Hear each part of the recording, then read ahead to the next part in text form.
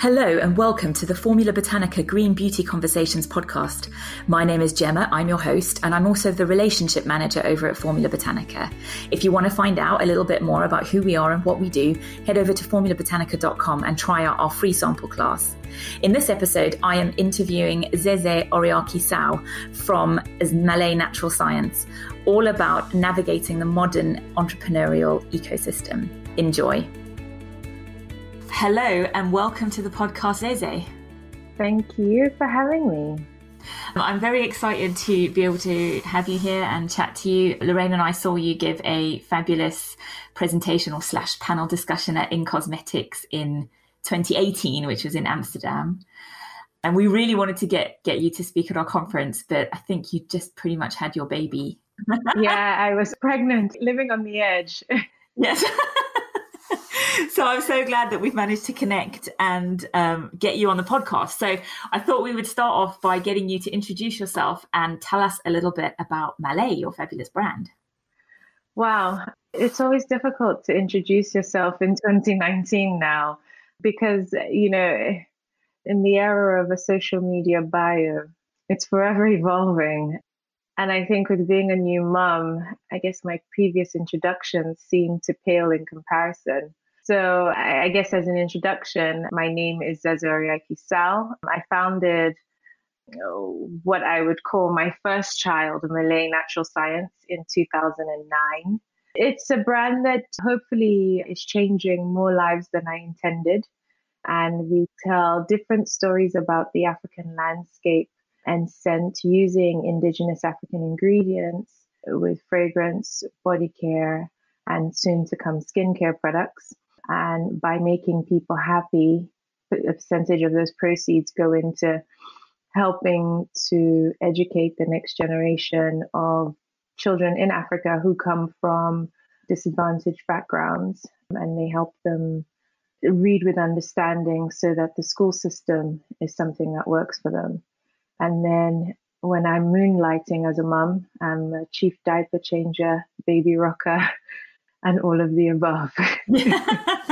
So where in Africa is Malée based? Because I know you sort of have maybe multiple areas at the moment. But Yeah, so our offices are in Johannesburg in South Africa.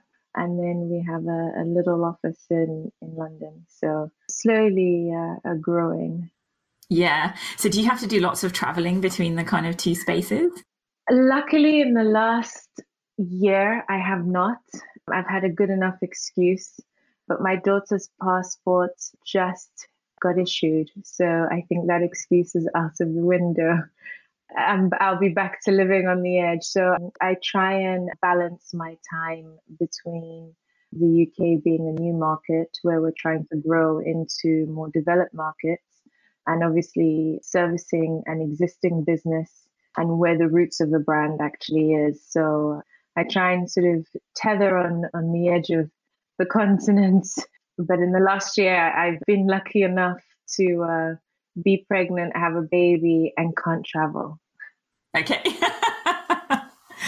I wanted to talk to you a little bit more about how you started Malée and your entrepreneurial journey, and just have a look at what you think about the entrepreneurial mindset. I know that we had a chat a while ago before we recorded this podcast, and you had quite a lot to say on that. And I was just very interested in your thoughts on that, and if you would expand on that for our listeners. I think what's most interesting now in the landscape when it comes to any entrepreneurial pursuit is understanding why you've started what you're starting. I think entrepreneurship is a selfish endeavor in its inception because you are willing to create something. And I think perhaps this is where the definition of the entrepreneurial mindset tends to differ amongst practitioners, I would say, of entrepreneurship, because some people see it as an art where they are creators who are creating a snapshot of real life in a specific time and place. Others see it as a skill where you can get good at anything if you put in enough hours and you work hard. Others see it as service, where you are creating a solution for people that you care about. And I think lastly, there's this idea that it's your golden ticket to the life that you dream. And personally, I think it's a little bit of everything that I've mentioned now. And depending on who you speak to, you might find that some people lean more towards one of those narratives than the other. But I think that the mindset in how you approach it, depending on how you see entrepreneurship for yourself and how it comes into your existence. In my case, it was a situation of circumstance. It was the recession. I met my now husband, who was then my boyfriend, and he was moving to South Africa, and I thought it was a great adventure. And I couldn't get a job. I had a passion for the industry, had never worked in the industry. So my first degree is in informatics. I worked for British Telecom.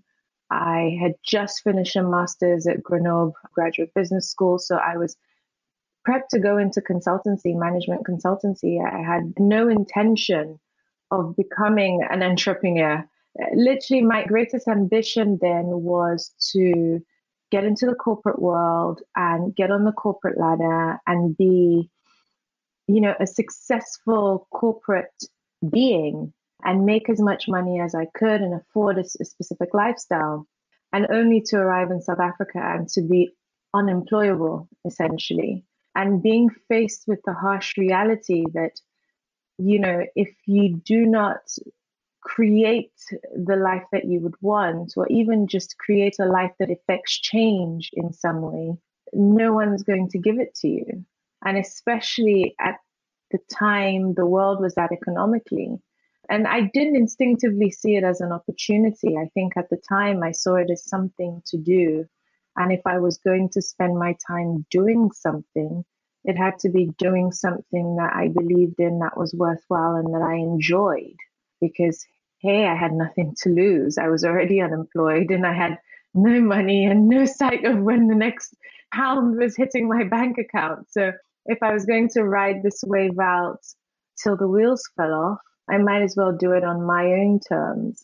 And I think the mindset for me has evolved over time, because at different times I have leaned towards one of those ideals more than the other. But I think in general, for most people or for most entrepreneurs that I know who are successful at entrepreneurship or building a service or a product that solves something for people, I think their endeavor is definitely rooted in service and is rooted in art and rooted in wanting to be the best at what they do. Yeah. I mean, you talked about how your mindset had shifted. Let's just talk a little bit about that, because I guess if you were kind of like an unexpected entrepreneur in a way, where you just sort of thought, okay, I'm going to have to do this. I mean, what was your mindset like then? And, how has it evolved into what it is now? So in 2009, I guess anyone listening can cast their minds back to that time period. If you were an entrepreneur, you pretty much were just taking the easy road out of life, because there weren't enough success stories that meant that it was possible for everyone. It was almost mystified entrepreneurship, right? You either were this beacon of success owning, Apple or conglomerates, right? Or huge leaders in industry, or you were the struggling entrepreneur who didn't really want to do much in life and were hoping to get away with just kind of living with very little and chasing some sort of a dream that no one really believed in. And I think the change or the evolution of that in our consciousness now, fast forward to 2019, where people now see themselves a little outside of the industrial era. So if you think of how business or even any industry was built, it was built on how do you serve or create a product that appeals to the largest possible group of people that you can ever speak to. And that meant we needed jobs and professions that did exactly that. And that meant that those jobs and professions didn't matter on individuality, but it mattered on your ability to repeat the same tasks over and over and do them exceptionally well.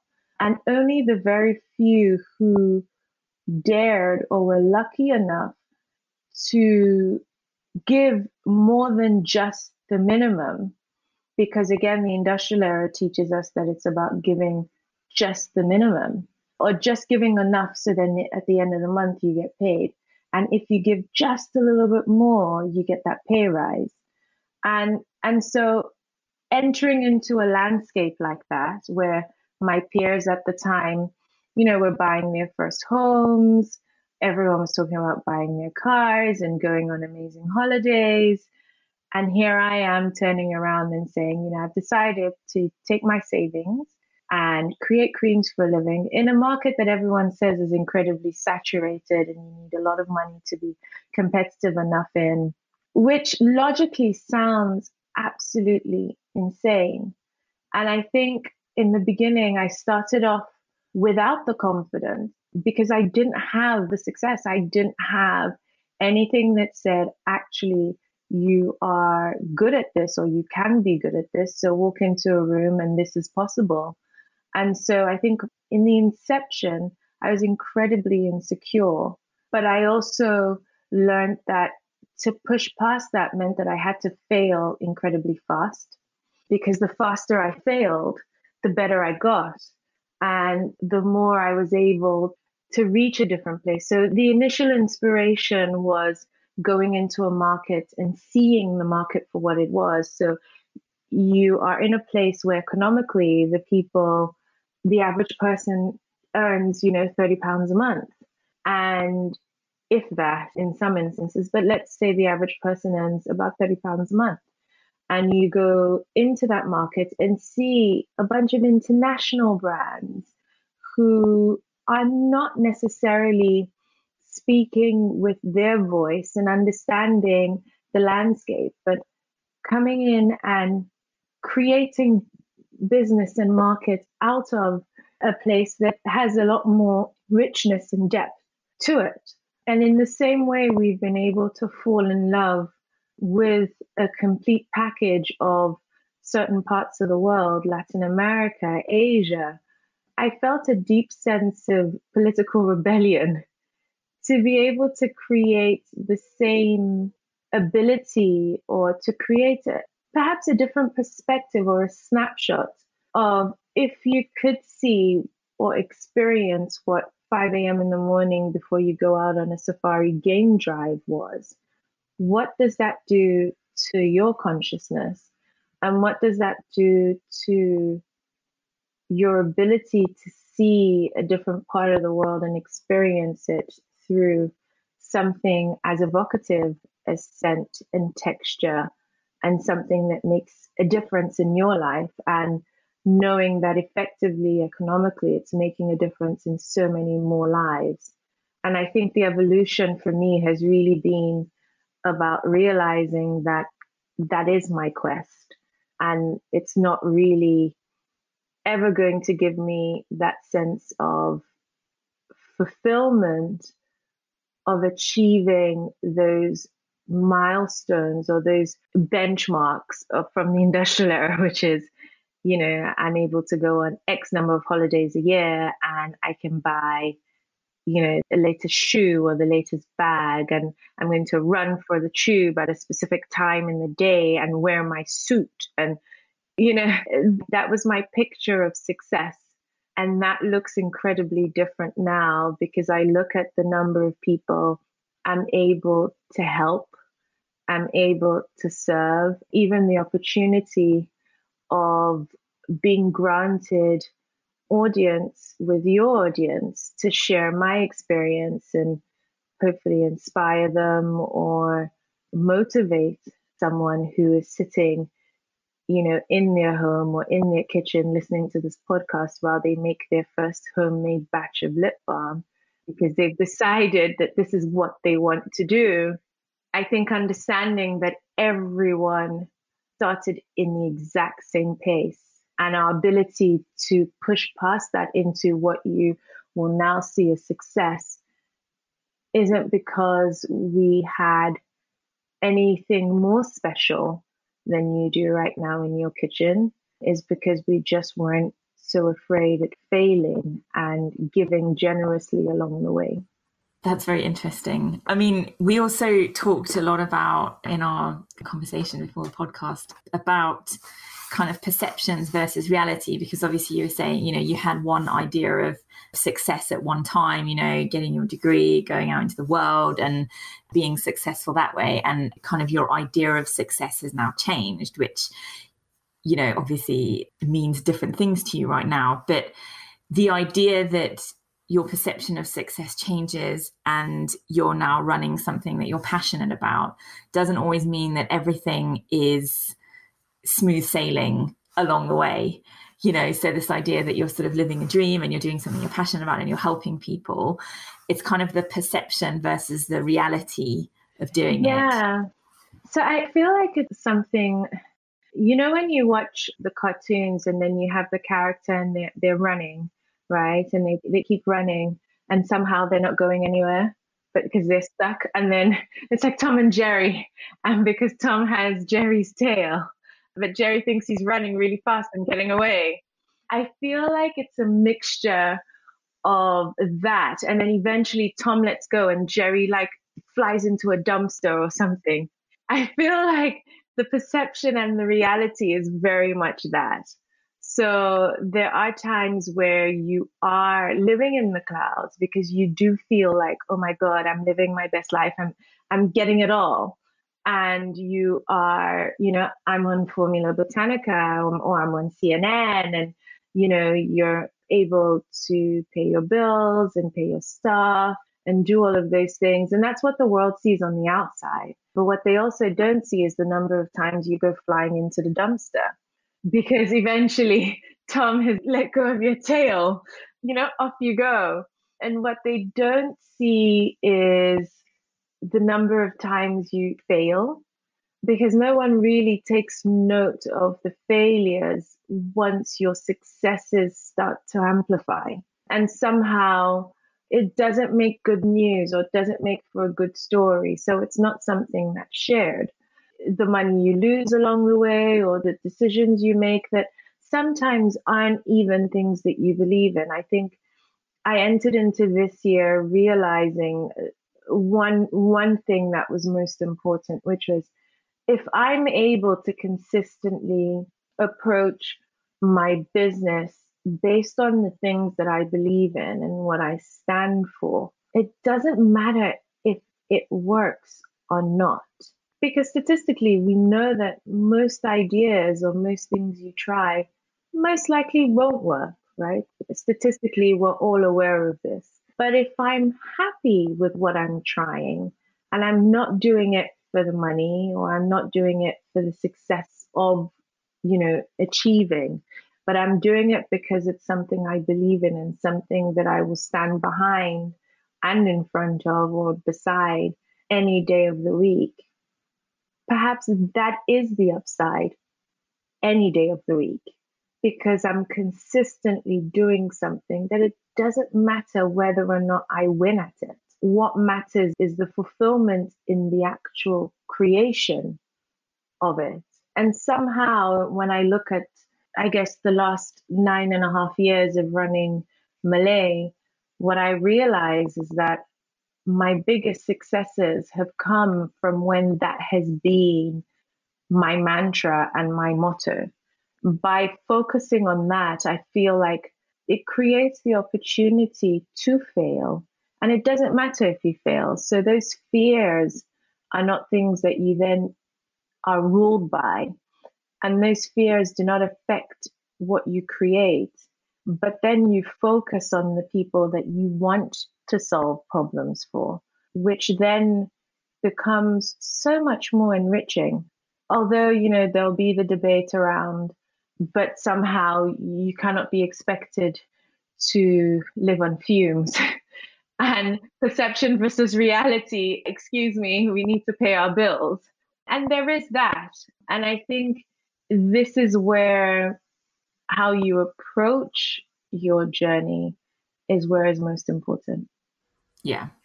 I think there's something to be said for that. And I think people think, like, when you're talking about failure, that every single thing is a failure. But what I found is that often it's not everything at once that's the failure. You're having kind of little things as you go along and you're like, okay, that's not quite worked out how I hoped. And it doesn't really matter how much you plan. There's always these little unexpected things that happen. You're like, oh, I didn't really foresee that happening with that plan. But hey ho, I now have to kind of just run with it, or I quite like that consequence that's happened, and that now means that I'm not going to do this. It sort of weaves in and out the failures, doesn't it? It's not normally everything failing at once, although it can sometimes feel like that a little bit. I think, and this is where I found that being able to in some way document your experience as an entrepreneur helps, because you might have something that you've attempted and it doesn't work. And perhaps that thing was something you believed in so much. Now, the question is, in hindsight, when you look back on it, did you actually give it enough time to allow it to work? Because the variables around failure, I think, are the gems. And that's where the learning comes from, within the variables. Sometimes we aren't patient enough, or we lack the understanding that says, actually, this thing takes so much longer to achieve than what you think.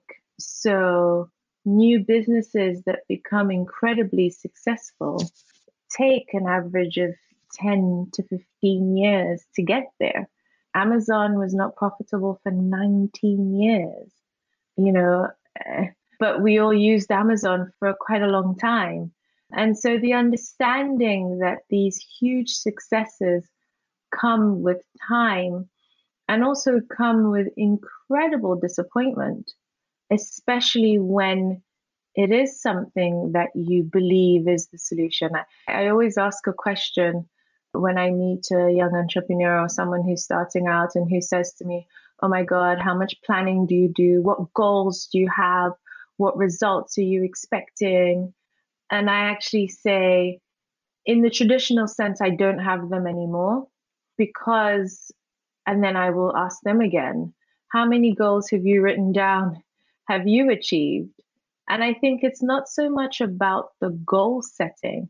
I think it's about understanding those goals, because when the failures come, I think you then have the clarity to be able to see how that will influence your ability to achieve what you hope. And so, if I'm being honest, the retailers that say no to you when you first start should say no, because you're not ready. You have no understanding of what you're going into. You don't have the resources to actually sustain a business like that. So those no's, I see them as a sharpening of your tools.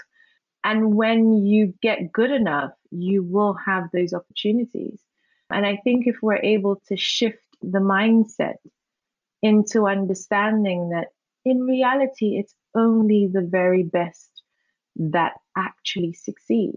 And so your goal needs to be about becoming the best at what you do, because there's a lot of mediocre out there. And so no one is looking to invest in the next great mediocre product or the next great mediocre story. There's only room now for the best. Yeah, I mean, entrepreneurship, it takes an incredible amount of dedication. Like you were saying, did you say in the beginning, it's quite a selfish endeavor. You have to be quite single-minded, I think, and, just plow on. And this brings me on to my next discussion point, is that as female entrepreneurs, I think there's some added challenges. And we spoke about you having, you recently had a baby and how it was difficult to take any time off. I mean, I think I'm right in saying that I don't think you have actually had any time off, and how challenging that was, and how we're trying to manage so many different aspects of our life as women often. I know you had some thoughts on that as well that you wanted to share. And I think, that story that you said to me about how I don't know if it was like 3 days or 3 weeks after you had your baby, and people were like, you said, I'm having my baby, I'm not going to be available. And people were like, right, okay, so Zeze, just sending you this quick email, just checking in on this. So I had in my mind said to myself, I would give myself 3 weeks pure dedication to baby. Like most mums out there, I had no idea what to expect with the birthing process or, how my pregnancy, towards the end of my pregnancy, would go. But I worked right up until going into hospital. I had to be induced. And then I had quite a difficult, I guess, a very medical birth of my daughter, and then had quite a tough recovery. But I didn't know any of this when I was setting my out of office. But I set my out of office saying, I'm going off to go and have a little human, and I will be back in. So my goal was for 3 weeks, I would have the out of office. And then for the first 3 months, I would sort of filter through the emails that needed my immediate attention and then forward on the ones that I felt like the rest of the team could handle. And so by my ability to delegate, I would effectively be gone in a flash and no one would notice. And the next day, after setting the out of office, which I believe, was well received, I get an email back that says, oh, but just a quick, can you sort this out?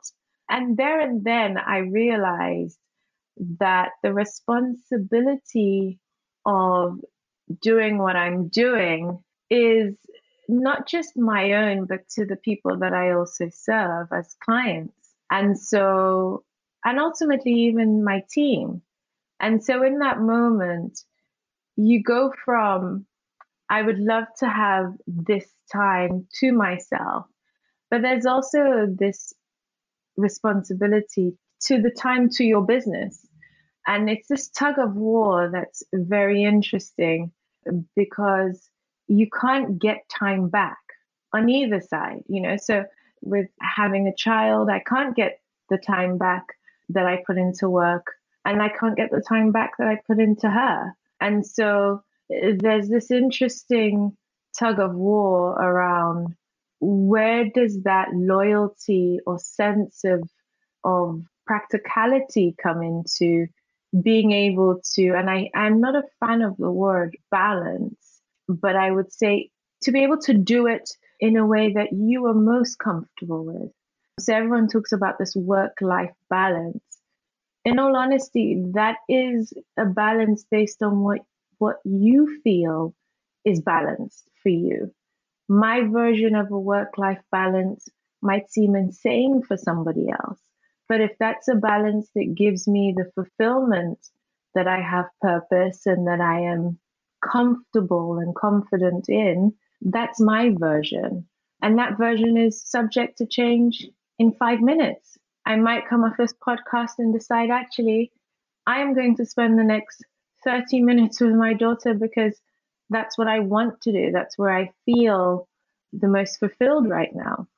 And I think with entrepreneurship comes great responsibility, not just to yourself, to your endeavor as a change creator, but also to your own life, which in some ways being in employment absolves you from, because you can clock in and clock out. There's set hours for you to do that. And you don't actually have to deviate off the script. There is no option to deviate. You finish at a particular time, you go home, you switch off, and that's your time for home. So in a way, it creates a routine for you. Whereas entrepreneurship, there isn't those boundaries in that way. And you have to find the boundary that works for you.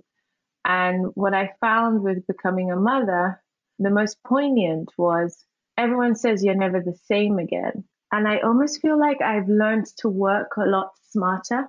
I've also learned to work with so much more meaning than I did before, because I now understand that what I do has an opportunity cost with work. It did before, but not in the same way. So my choice of what I choose to spend my time on needs to matter. So in the past, I would be busy because I could be busy. I would go to meetings and I would go into the office and I would be busy because I wanted to be busy. But that busy didn't necessarily give me the results or wasn't necessarily giving me the opportunity to focus on what the next right thing was or where we were going or how I continued to grow. But I was busy all the time and I worked all the time. And now I'm still busy, but I don't work all the time because now I spend time with my daughter. But I find that the quality of the time I do spend on work is something that I have to have prerequisites for now. So I won't take a meeting just so that my diary's full, because that being busy means I'm doing something. And that means that I eventually, that doing something will get me somewhere. Whereas now that time is so precious that I am my own personal gatekeeper when it comes to time, which is that time. Is it better spent having this meeting that is just a lovely meeting to have, so my diary's full? Or is that time that I could spend with my daughter and there's value there? Or is that time I can spend, focused on, the next new product that we're working on? Or is that time focused on where else I see the opportunity to make a difference? Or what projects or what conversations. And I think that has allowed me to, or even just is that time that I want to spend worrying about, the industry and where it's going and what I can or can't do to add value. And I think that's now something that becoming a mother has changed for me, in the sense that I am now more mindful of time. And I guess the question to listeners who aren't parents or who might be parents or who are juggling or who are starting a business, I think if you looked at an audit of time that you spend in a day, how much time are you actually spending on things that matter? Yeah. Oh, it's a key question. I try and have something next to my desk all the time that says, do less, better. So just being mindful of what is a priority. I think we can get lost in the sea of this is important. And when you take a step back, you're like, actually, is it right now? Yeah, I got this Instagram ad that popped up for me the other day that said, pay bill, change password. I don't know if you've come across it yet on your feed.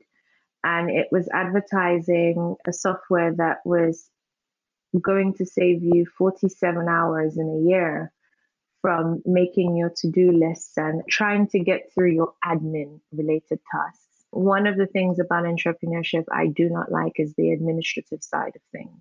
And I think most entrepreneurs who love the creation aren't fans of the administrative side of things. And I found the advert very poignant because there was a part of it that I thought, wow, this robot really is working very well and trying to tell me what my priorities are.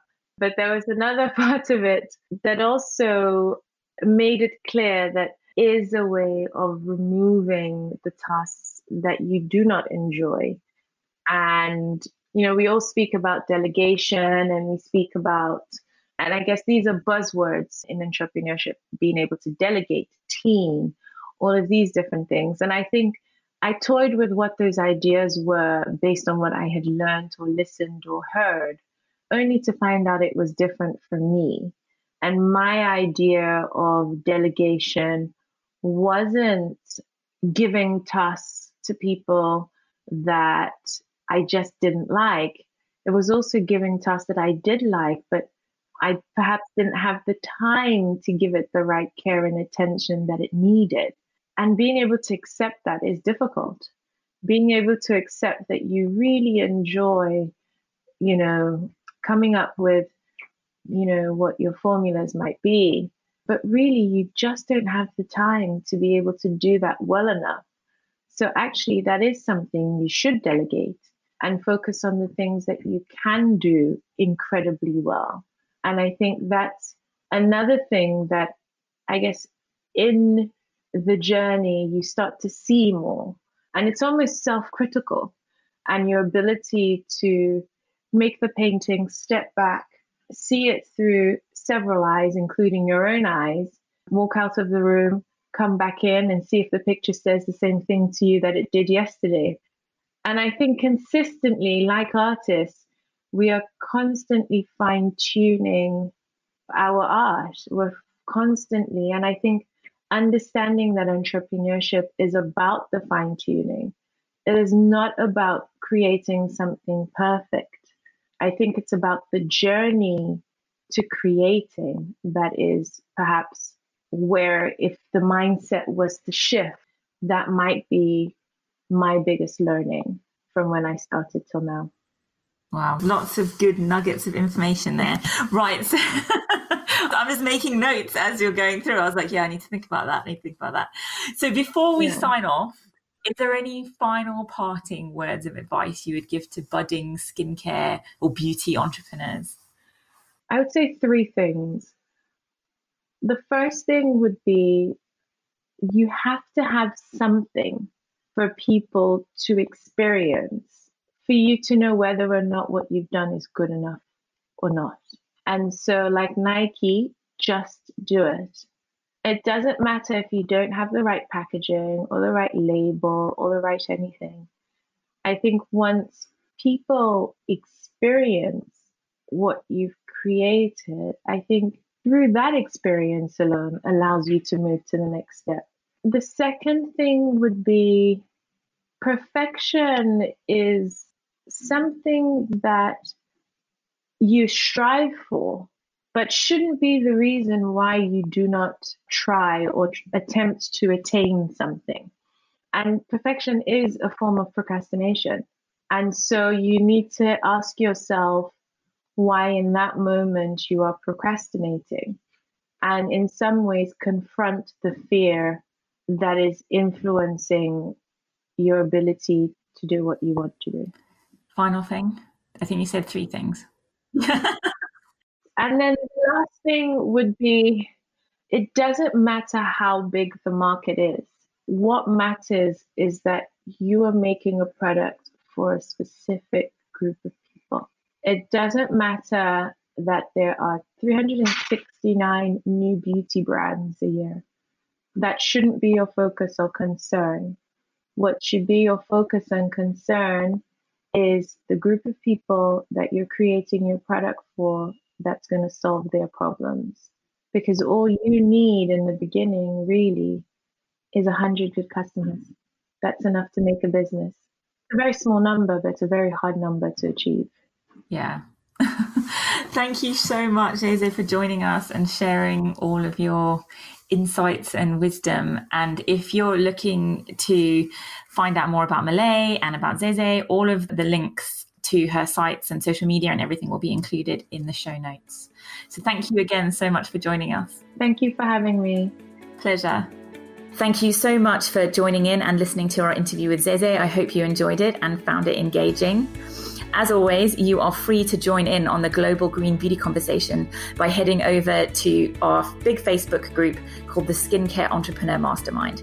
You can also connect with us via social media at Formula Botanica on Facebook, Twitter, and Instagram. And if you want to try out making skincare products for yourself, then head over to formulabotanica.com and try out our free sample class. Once again, thank you so much for listening.